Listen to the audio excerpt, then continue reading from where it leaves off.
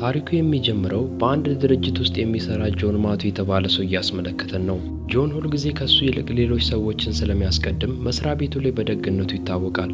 እናም ዛሬ ኢዛቤል የተባለች ሴት ልጁ ልደት ስለሆነ በቶሎ ወደ ቤት ለመሄድ በችኮላ የሥራ ባልደረባውን ሥራ ሲያግዙ ያስመለክተናል። በኋላም ቤቱ ላይ ሰብሰብ ብለው የልጁን ልደት ማክበር ይጀምራሉ። አናሊሳ የተባለች ሚስቱም ከልጇ ጋር በመሆን በደስታ ልደቷን እያከበረች ነው። ነገር ግን በዚህ ሰዓት የጆን የቀድሞ ሚስት የሆነችው ሲልቪ የተባለችው ልጅ አንድ አስደንጋጭ ዜና ለጆን ደውላ ትነግረዋለች። እሱም ልጃቸው ጄሰን በፖሊስ ቁጥጥር ውስጥ እንደዋለ ነበር። የታሰረበትም ምክንያት በትላንትናው ዕለት ላይ ጄሰን ግሬግ ከተባለ ጓደኛው ጋር በቪዲዮ ኮል እያወራ በነበረበት ወቅት አንድ ነገር ይፈጠራል። እሱም ግሬግ $2000 እጽ ወደ ጄሰን ቤት እንደሚልክና እሱንም በመሸጥ እንዲረዳው ጠየቀው። በተጨማሪም ለራሱ መጠቀም ከፈለገ እንደሚፈቅድለት ይነግረዋል። ነገር ግን ጄሰን ይህን ለማድረግ ፈቃደኛ አልሆነም። እናም በእንደዚህ አይነት አደገኛ የእጽ ዝውውሮች ላይ እጁን ማስገባት አይፈልግም። ግሬግም በዚህ ውሳኔ ተበሳጭቶ ለዚህ ምላሹ የእጁን እንደሚሰጠው ዝቶበት የጄሰን እናት ስትገባ ጥሪው ተቋረጠ። በማግስቱም ግሬግ እጹን ሌላ ዕቃ በማስመሰል ወደ ጄሰን ቤት ላከው። ምንም የማያውቀው ጄሰንም እየተጠራጠረም ቢሆን ዕቃውን ተቀብሎ ወደ ቤት ውስጥ አስገባው። ነገር ግን በዚህ ሰዓት ውስጡን ሲከፍተው አንድ የመከታተያ መሳሪያ ያገኛል። ብዙም ሳይቆይ ፖሊሶች መኖሪያ ቤቱን ዘልቀው በመግባት በቁጥጥር ስር አዋሉት። በፖሊስ ጣቢያም ጆን እና ሲልቪ ከጠበቃው ጋር ስለ ጄሰን ሁኔታ መነጋገር ይጀምራሉ። በሚያሳዝን ሁኔታ ግን ለአጭር ጊዜ ብቻ ታስሮ ይፈታል ተብሎ ሲጠበቅ ጉዳዩ በፍጥነት ወደ ፌዴራል አመራ። ምክንያቱም ጄሰን የቀረበበት ክስ በከባዱ የእጽ ዝውውር ነበር። የጄሰን ጠበቃም ይህ ሁሉ ስራ የተንኮለኛው ግሬግ እንደሆነ ገለጸ። እናም የእጽ ካርቶኑን የላከው እሱ እንደሆነና እሱም በፖሊስ ሲያዝ የራሱን ፍርድ ለማቃለል ከመንግስት ጋር ለመተባበር እንደተስማማ ነገራቸው። እናም ግሬግ ሲጠየቅ ጄሰን ካርቶኑን ወስዶ እጹን ለመሸጥ ፈቃደኛ መሆኑን ለፖሊስ ነግሯል። በዚህ ምክንያት ጄሰን የ10 ዓመታት እስር ይጠብቀዋል። ጄሰንም ፍርዱን የሚያቃልልበት ምንም መንገድ አልነበረውም። በማግስቱም ጆን፣ ሲልቪ እና ጠበቃቸው ከጄሰን ጋር ተገናኝተው መነጋገር ይጀምራሉ። ጠበቃውም ጄሰን ከተባበረና እጽ የሚሸጥ አንድ ጓደኛውን ካሳወቀ የ10 ዓመታት እስር ወደ 2 ዓመት ሊቀንስ እንደሚችል ነገረው። ጄሰን ግን በእጽ ንግድ ላይ ማንንም እንደማያውቅ መለሰላቸው። እናም ማንንም አሳልፎ ለመስጠት ፈቃደኛ አልሆነም። በዚህ ጊዜም ጆን እና ሲልቪ ሊገፋፉት ይሞክራሉ። ጉዳዩን ወደ አቃቢ ሕግ ቢሮ እንደሚሄድ በመግለጽ የ30 ዓመታት ቅጣት ሊጨመርበት እንደሚችል እየነገሩ መገፋፋታቸውን ቀጠሉ። ነገር ግን ጄሰን አሁንም ቢሆን ማንንም አሳልፎ ለመስጠት ፈቃደኛ አልሆነም። ጆንም በዚህ ተበሳጭቶ ወደ ስራው ቦታው ተመለሰ። ምንም እንኳን የሚሰራበት ኩባንያ ትርፍ ላይ ሆኖ 2 አዳዲስ የጭነት መኪናዎች ቢጨመሩ ጆን በዚህ ደስተኛ አይደለም። ምክንያቱም የጄሰን ነገር በጣም አስጨንቆታል። በኋላም ጆን እንደ ድንገት አንድ የተስፋ ጭላንጭል አገኘ። ከዚያም በጓደኛው እርዳታ በከተማ ውስጥ ካሉት ምርጥ አቃቤ ሕጎች ውስጥ ጆዋን ኪንግ ከተባለችው ጋር ተገናኘ። ጆንም ከጆዋን ጋር ተቀምጦ የልጁን ሁኔታ በማብራራት የጄሰንን ፍርድ የመቀነስ ዕድል ይኖር እንደሆነ ጠየቃት። ጆዋንም መንግስት ለአደንዛዥ ዕፅ ጉዳዮች አነስተኛ ቅጣት እንደሚሰጥና የጄሰን ቅጣቱን ሊቀንስ የሚችለው ሌሎች ዕፅ አዘዋዋሪዎችን ለማጥፋት ከረዳ ብቻ እንደሆነ መለሰችለት። ጄሰን ለመተባበር ፈቃደኛ ካልሆነ ግን ምንም ማድረግ የምትችለው ነገር አይኖርም። ጆንም ተስፋ በመቁረጥ ስሜት ጄሰን ካረዳ በጄሰን ቦታ እሱ እንደሚረዳ ነግሯት ይሄዳል። ከዚያም ጆን ታስሮ ወዳለው ጄሰን ጋር በመሄድ ማነጋገር ጀመረ። ነገር ግን ጄሰን በጆን ላይ የቆየ ጥላቻ ነበረበት። ምክንያቱም ጆን ከአዲሱ ቤተሰቡ ጋር በአንድ ትልቅ ቤት ውስጥ ሲኖር፣ እሱ ደግሞ ከእናቱ ጋር በአንድ ትንሽዬ ቤት ውስጥ ተጨናንቆ ነው የሚኖረው። ቢሆንም ግን ጆን ከረጅም ጊዜ በፊት ይቅርታ ጠይቆ ነበር። በዚያ ምሽትም ጆን አንድ የቀረጻ ካሜራ በማዘጋጀት ማስረጃ ለመሰብሰብ በከተማ ውስጥ ወዳሉ የአደንዛዥ ዕፅ አዘዋዋሪዎችን ለመገናኘት ተነሳ። ነገር ግን ዕፅ አዘዋዋሪዎቹም የዋዛ አልነበሩም። እናም ገና ጆን አንድ ነገር ከማድረጉ በፊት ፖሊስ እንደሆነ በመገመት ደብድበው ከአካባቢው አመለጡ። በዚህ ጊዜም ፖሊስ ወደ ቦታው መጥቶ ጆንን አዳነው። በማግስቱም ጆንን ወደ ቢሮ ጠራቸው። እናም እሱ ትላንት ማታ እንዳደረገው አይነት ነገር እያደረገ ለእሷ መረጃ ሊሰበስብላት አስቦ ነበር። ቢሆንም ግን ጆን ዕፅ አዘዋዋሪዎችን ለመያዝ ተስማማች። ነገር ግን ቢያዙ ቢያንስ ለማስረጃ እጃቸው ላይ 500 ግራም ዕፅ መኖር አለበት። ቢሆንም ግን እሷ ለሚፈጠረው ነገር ሁሉ ኃላፊነት እንደማትወስድ ነግረዋለች። ጆንም እርዳታዋ ብቻ በቂ እንደሆነ በመናገር ወደ እርምጃ ለመግባት መዘጋጀት ጀመረ። ከዚያም ወደ ቢሮ በመሄድ ከሰራተኞቹ ውስጥ ያለፈ የወንጀል ሪካርድ ያለበት ሰው ለማግኘት ማስረጃቸውን ማገላበጥ ጀመረ። በዚህ ጊዜም ፋይሎችን ሲያገላብጥ አንድ ዳንኤል ጄምስ የተባለ ሰራተኛ የወንጀል ፋይል ያገኛል። በፋይሉ መሰረትም ዳንኤል ከዚህ በፊት በአደንዛዥ ዕፅ አዘዋዋሪነት 2 የተለያዩ እስራት አጋጥሞት ነበር። በሚቀጥለው ቀን ምሽትም ከስራ በኋላ ጆን ዳንኤልን በአንድ ካፌ ውስጥ ጠርቶት ተገናኘው። ከዚያም ጆን ወደ ዕፅ ንግድ የመግባት እቅዱን በመግለጽ እናም ዳንኤል ከአንድ ሰው ጋር ሊያገናኘው ይችል እንደሆነ ጠየቀው። ዳንኤል ግን በእንደዚህ አይነት ነገር በድጋሚ እጁን ለማስገባት ፍላጎት አልነበረውም።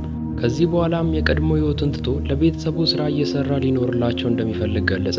እናም ዳንኤል በእንደዚህ አይነት ነገር እጁን አስገብቶ የ25 ዓመታት እስራት ውስጥ መግባት አይፈልግም።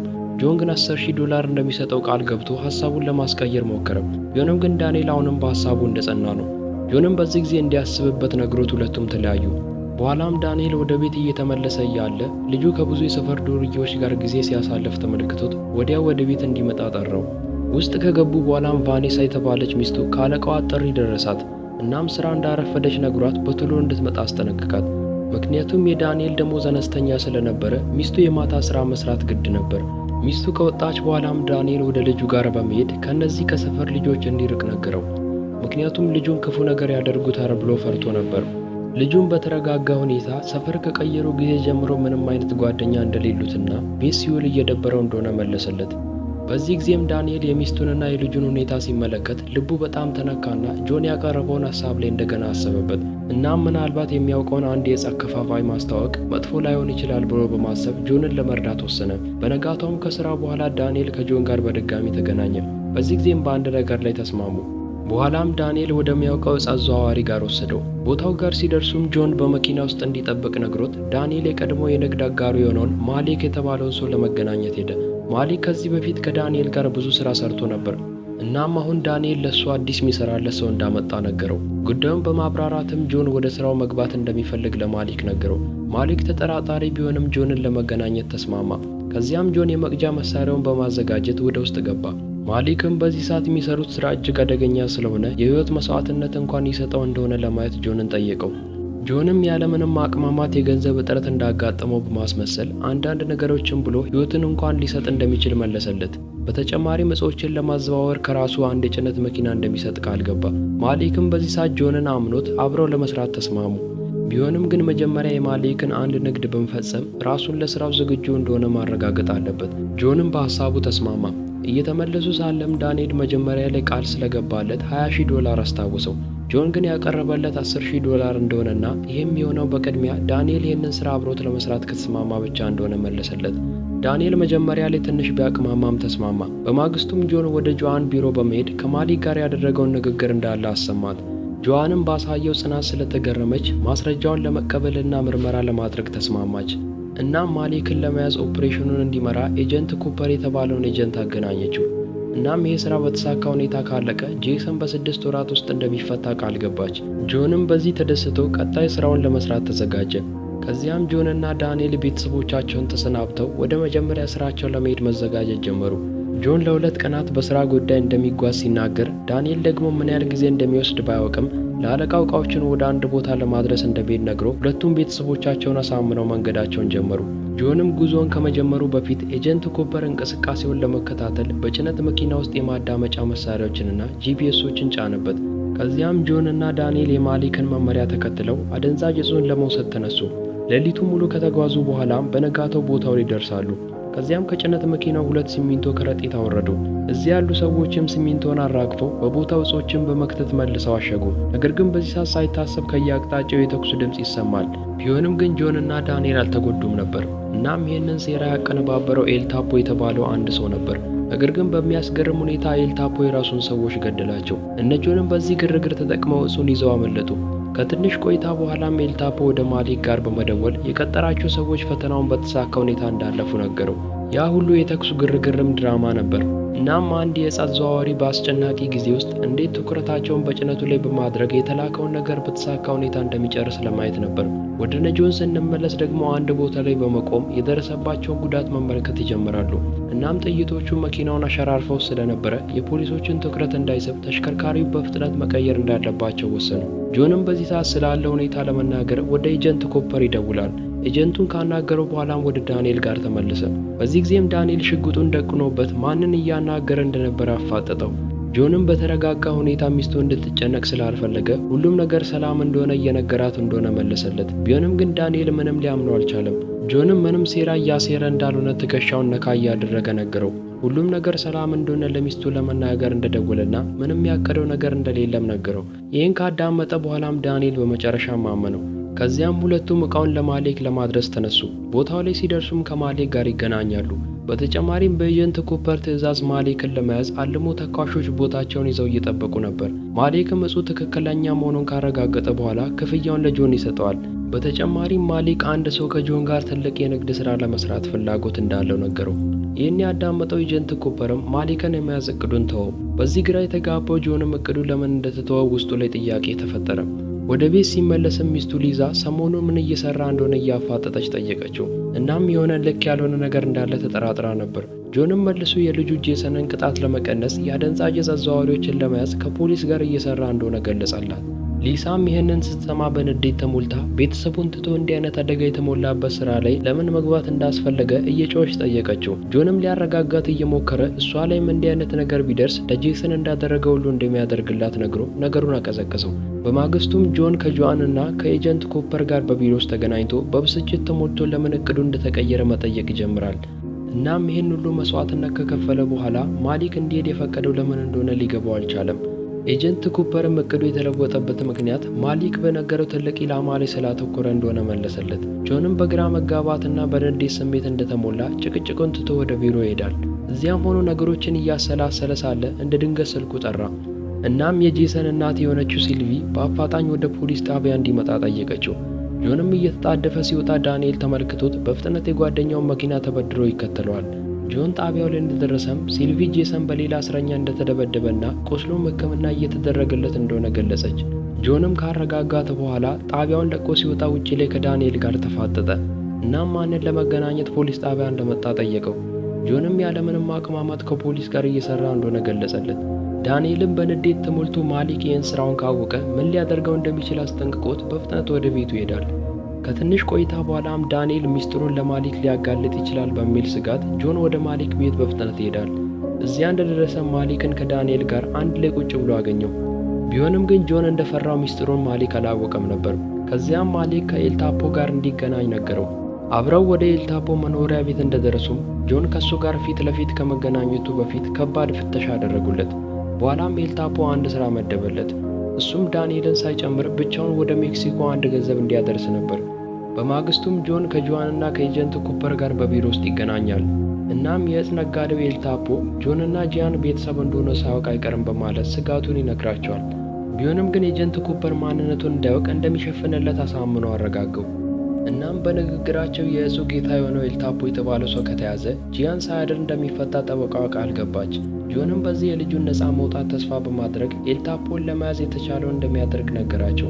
ከዚያም ምንም አደጋ ቢበዛበትም እሱና ኩፐር በማግስቱ ስራቸውን ለመጀመር ስትራቴጂ ማውጣት ጀመሩ። በኋላም ጆን ወደ እስር ቤት በመሄድ ልጁ ጄሰንን ይገናኘዋል። እናም ጄሰን የሚያውቃቸውን ሰዎች አሳልፎ አልሰጥም በማለቱ ባለው ታማኝነት ጆን ተገርሞ ነበር። ልጁን ካናገረው በኋላም አሁንም የዳንኤል ነገር ስላሳሰበው ሚስጥሩን ያጋልጣል በሚል ከሱ ጋር ተገናኝቶ ለትንሽ ጊዜ አፉን እንዲዘጋ ተማጸነው። ዳንኤልም የሚመጣበትን አደጋ ቢፈራም ምንም ነገር ላለመናገር ተስማማ። ከዚያም ጆን ከዚህ በኋላ ለሚመጣው ለማንኛውም ነገር ራሱን በማዘጋጀት ወደ አንድ የመሳሪያ ሽያጭ ሱቅ ያመራል። በማግስቱም ጆን ገንዘቡን ወደ ሜክሲኮ ለማድረስ በተነገረው መሰረት ወደ ኤልታፖ መኖሪያ ቤት አመራ። ከዚያም ገንዘቡ በጭነት መኪና ውስጥ ጭኖ በፍጥነት ጉዞን ጀመረ። የኤልታፖ ግብረ አበሮችም ምንም ችግር እንዳይፈጠር መከታተል ጀመሩ። ይህ በእንዲህ እንዳለ ዳንኤል የኤልታፖ ሰዎች ከቤቱ እስኪወጡ ጠብቆ ልክ እንደሄዱ ወደ ውስጥ በመግባት ከማሊክ ጋር ፊት ለፊት ተገናኘ። በዚህ ጊዜም ዳንኤል ያለምንም ማቅማማት ማሊክን ሆዱ ላይ ተኩሶ ከገደለው በኋላ የኤልታፖን ስልክ ቁጥር ይቀበለዋል። ይህ በእንዲህ እንዳለ የኤልታፖ ሰዎች ጆን በልጁ የአደንዛዥ ዕፅ ጉዳይ ምክንያት ከፖሊስ ጋር አብሮ እየሰራ እንደሆነ ደረሱበት። ይህንንም ለኤልታፖ ሪፖርት ሲያደርጉ ኤልታፖ በፍጥነት እንዲገሉ ታዘዛቸው። በሌላ በኩል ደግሞ ዳንኤል የኤልታፖን ስልክ ቁጥር በፍጥነት ለኤጀንት ኩፐር በመላክ ቡድኑን ተከታትሎ እንዲይዝ አዘዘው። ልክ ነገሮች አስከፊ በሚመስሉበት ጊዜም የኤጀንት ኩፐር ሰዎች ደርሰው የቆሰለውን ጆንን ይረዱታል። ብዙም ሳይቆይ የኤጀንት ኩፐር ቡድን የኤልታፖ ቤቱን ወረው የዕፁን ጌታ መፈለግ ይጀምራሉ። ከዚያም ግን ኤልታፖ ቤት ውስጥ አልነበረም። ከዚያ በኋላም ባልተጠበቀ ሁኔታ እነ ኤጀንት ኩፐር ከኤልታፖ ጋር ፊት ለፊት ተገናኙ። በዚህ ጊዜም በከፍተኛ ሁኔታ ያሳድዱት ጀመር። ቢሆንም ግን ኤልታፖ ብዙም ሳይቆይ በፖሊስ ተከበበ። ምንም መውጫ እንደሌለው ስለተገነዘበም ልጁን አደጋ ላይ መጣል ስላልፈለገ እጁን ሰጠ።